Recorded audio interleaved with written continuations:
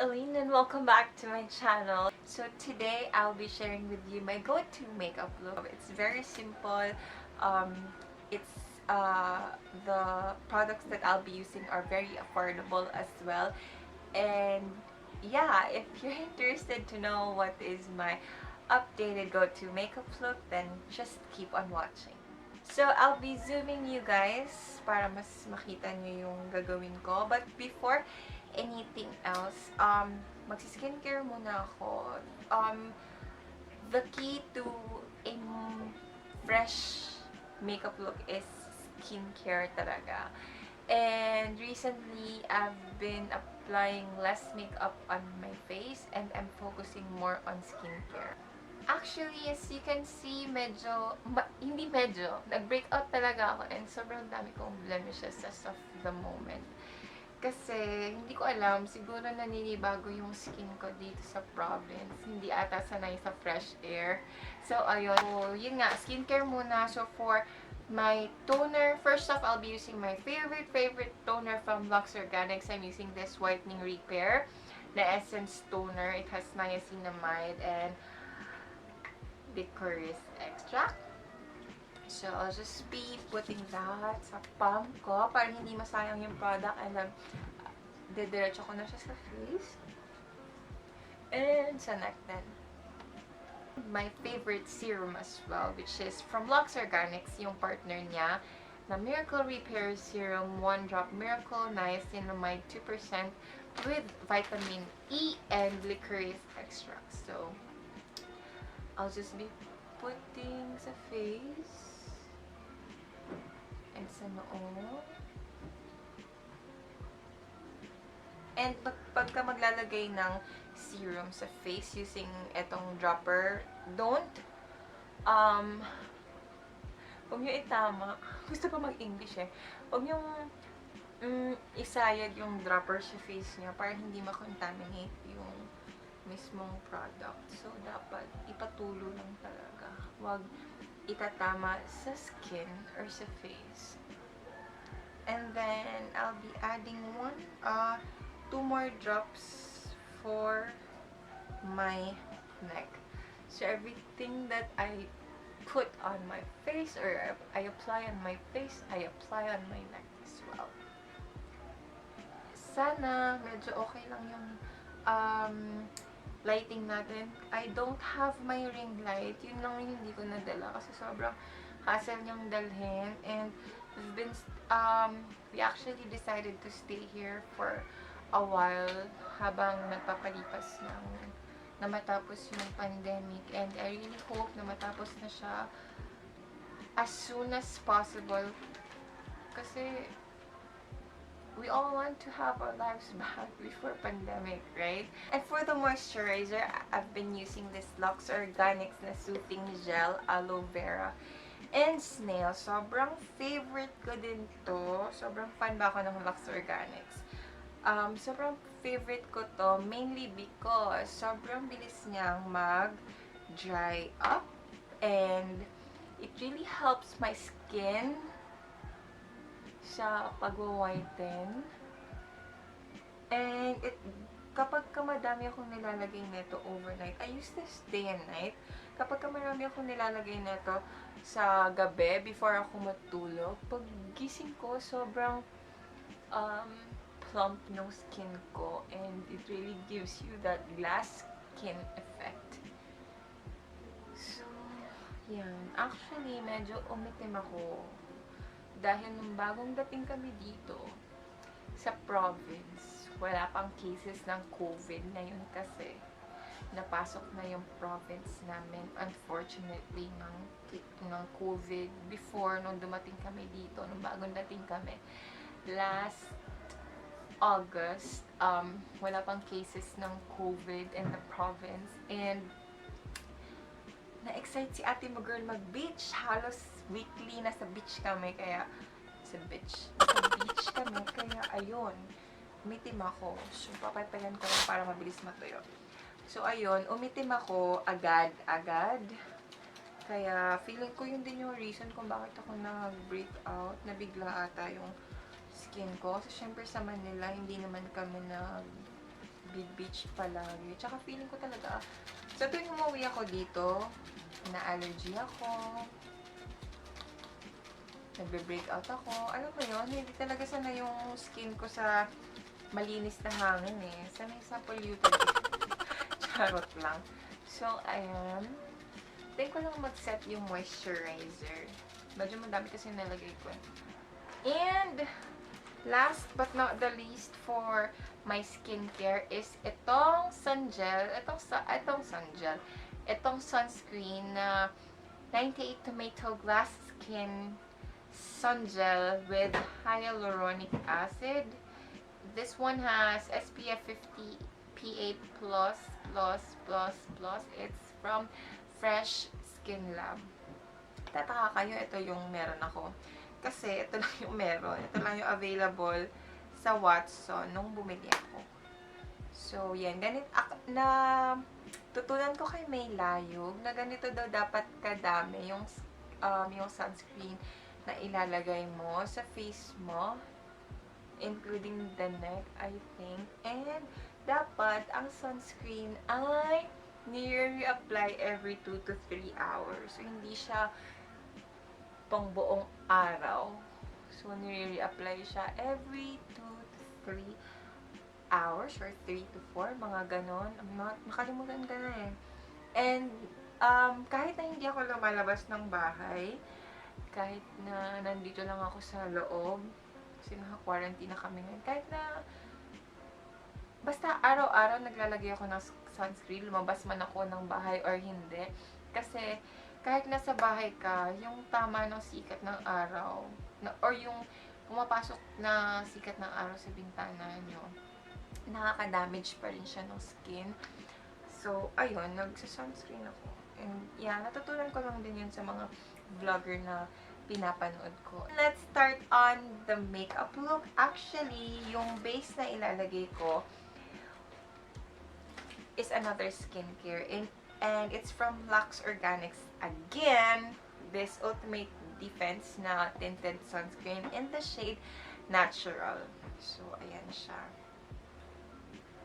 Hindi ko na to na-review. Ang na-review ko dito sa channel ko is yung sa Fresh Skin Lab na tinted sunscreen nila Ray Harmar and ni May Layog. But then, dahil nga umuwi ako, nakalimutan kong dalhin, girl! Naiwanan ko. So, gagamit lang ako ng beauty blender or ng blender and then ibabasain ko lang itong Luxe Organix ko na Hydro Firming Mist. Pag may mist ako, mamaya na lang. After. So, yeah. And, yun lang ang i-apply ko sa face ko.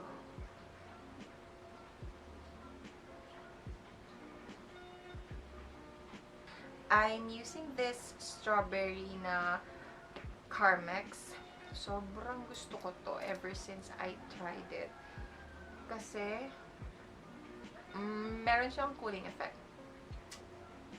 And moisturize talaga niya yung lips ko. And natatanggal talaga yung dead skin cells sa lips. Meron bang ganun sa lips? Basta yung mga dry patches sa lips ko, natatanggal niya. Then next would be my kilay. And so for the kilay, hindi na ako gaanong hindi na ako gaanong kikilay on flick. So, ang ginagamit ko lang sa kilay ko ay itong Gandoll na Volumizing Brow Gel. So, parang ang goal ko lang is maayos lang yung kilay. Magkaroon lang ng yung stroke ng kilay ko yung stroke ng kilay kumbaga is maayos lang. Parang bushy-bushy, ganon. So, ganyan lang. Kahit papano, nabigyan naman niya ng buhay yung kilay ko. And, ayun nga yung gusto ko, yung bushy-bushy lang dyan. Next would be, I'll be applying my blush. So for the blush, I'll be using this, ano ba to? Mousse Cream in the shade Blythe from Cosmetics. Ito din, sobrang love na love ko to. So I'll just be putting it at the back of my hand. And gagamitin ko ulit yung sponge to apply. Sobrang love na love ko rin to kasi sobrang bilis niyang, sobrang blendable. Ang ganda ng shade. Nakaka-fresh lang, ayan o, diba? And buildable din siya. Mag-a-add lang ulit ako. Minsan nilalagay ko dito, minsan dinediretso ko ng ganyan. Ano naman siya eh, blendable naman siya. And kaya the reason kung bakit ginagamitan ko siya ng sponge para ma-absorb ng sponge yung excess na product.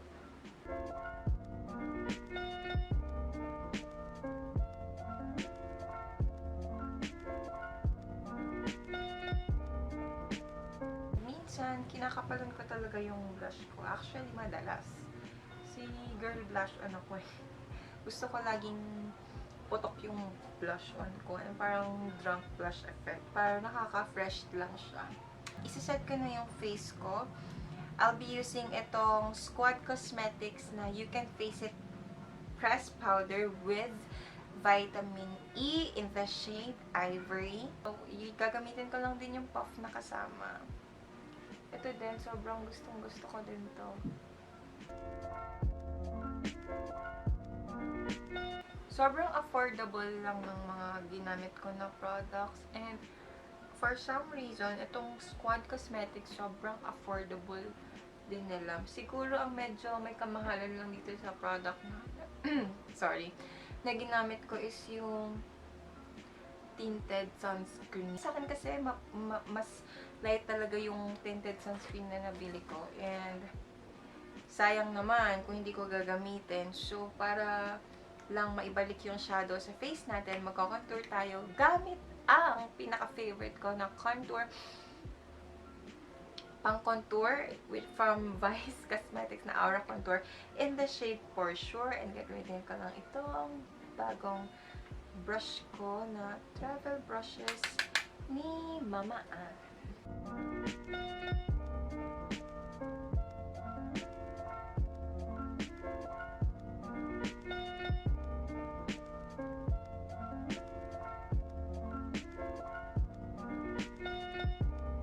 Siyempre, I'll be contouring my nose din para medyo ma-define yung small nose natin.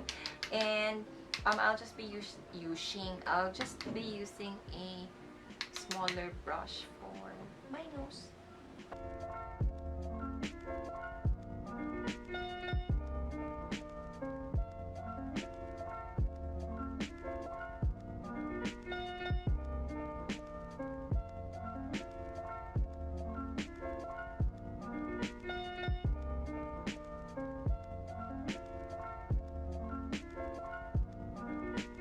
Papatungan ko pa ng konti yung blush ko. I'll be using yung blush from the Careline Play to Slay palette. Ito.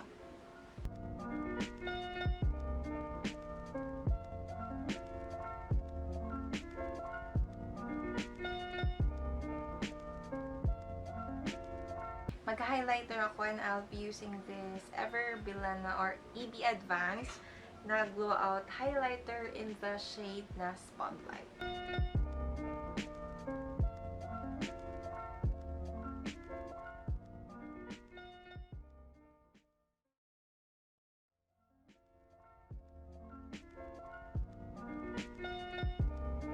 Next is magmamascara tayo and ang gagamitin ko na mascara, syempre mag-curl muna ako ng eyelashes. So para mabuhay ang ating beautiful eyes char. Yung eyes natin, I'll just be curling my eyelashes and then I'll be using my ever favorite L'Oreal na Lash Paradise Mascara. And when I say na it's my favorite, it is really my favorite. Wala na. Ganyan ang itsura niya. Wala na yung tatak niya. Borado na siya. Pero hindi siya borado sa buhay ko. Hugot ka, girl.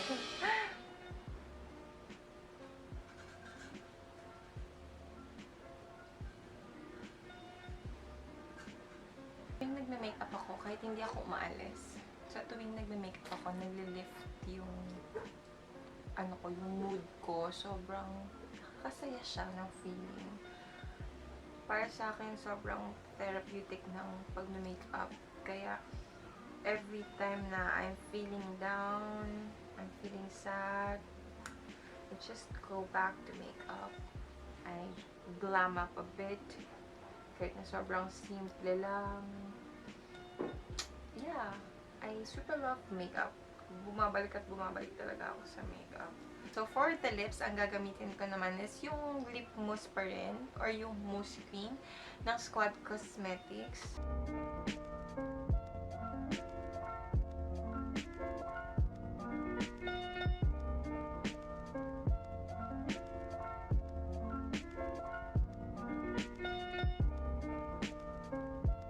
Para gawing gradient yung lips natin, i-achieve natin yung Korean look na yan. Para maging gradient yung lips natin, gagamitin ko itong Sunnies Face na Lip Dip in the shade Coco.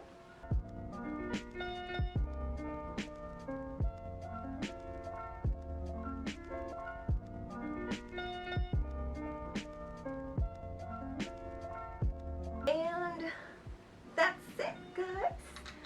So, ayusin ko po ba yung hair ko? Kakaligo ko lang kasi, and apparently, yung hair ko ay hindi na naman nakikisundo. But, yeah, I think that's it for today. Pero bago ko makalimutan, mag-sprit lang ako ng mist. Itong Luxe Organix na Hydro Firming Mist na color blue. Itong variant na to ay with collagen and hyaluronic acid. So, this one is perfect for all skin types. Alright, so here's my final look. I really hope na nag-enjoy kayo sa ating video for today. And actually, hindi ko din maintindihan kung ano yung ginawa ko sa hair ko. I actually tried to curl it and then in-straight ko, tapos kinulit ko na naman. Yeah, that's all for today, and I really hope to see you on my next one. But if you like this video, please give it a thumbs up and click that subscribe button down below and the bell notification beside it in order for you to get notified whenever I have new uploads. So I'm really hoping that I'll be able to film a couple more vlogs for you guys, and see you on my next one. Bye!